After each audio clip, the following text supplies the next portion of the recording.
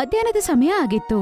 ರಹಸ್ಯಮಯ ಕಾಡಿನ ಮುಖ್ಯ ಬಾಗಿಲತ್ರ ಚೋಟು ಜಿಂಕೆ, ರಾಮು ಆನೆ ಮತ್ತು ಬಗೀರ ನಿಂತಿರ್ತಾರೆ ಮತ್ತವರು ಮಾತಾಡ್ತಾ ಇರ್ತಾರೆ.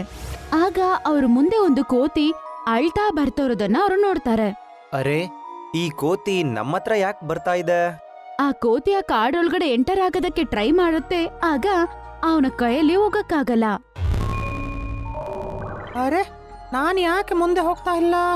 ಫ್ರೆಂಡ್, ನೀನೀ ಕಾಡ್ನವನಲ್ಲ. ನೀನೀ ಕಾಡ್ನವಾಗಿದ್ರೆ ಆರಾಮಾಗಿ ನಿನಗೆ ಇದ್ರ ಒಳಗೋಗ್ಬೋದಿತ್ತು. ನನಗೆ ನಿಮ್ ಕಾಡಿನ ರಾಜನ ಹತ್ರ ಮೀಟ್ ಆಗ್ಬೇಕು, ಇಲ್ಲ ಅಂದ್ರೆ ನನ್ನ ಅಮ್ಮ ಸತ್ತೋಗ್ತಾರೆ. ಹಂಗಂತೇಳಿ ಆ ಕೋತಿ ಅಳಕ್ಕೆ ಶುರು ಮಾಡತ್ತೆ. ಅರೆ ನಿಲ್ಸಪ್ಪ, ನಿಲ್ಸು, ಒಳಗಡೆ ಕರ್ಕೊಂಡೋಗೋಣ.